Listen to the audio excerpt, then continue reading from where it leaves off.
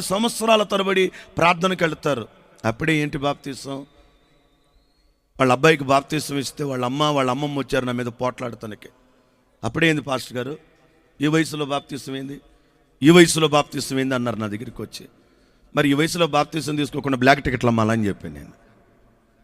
ఏం చేయాలి? ఈ వయసులో బాప్తీసం తీసుకోకుండా జేబులు కొట్టాలా?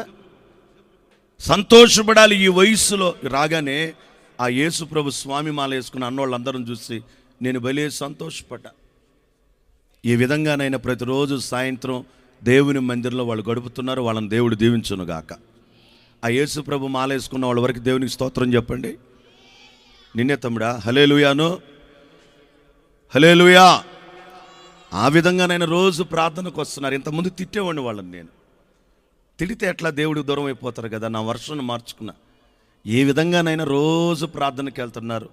ఈ 40 రోజుల భక్తి ఆయుష్కాలం అంతా వారి మెడకు ఆభరణముగా ఉండి నడిపించునుగాక. కాలం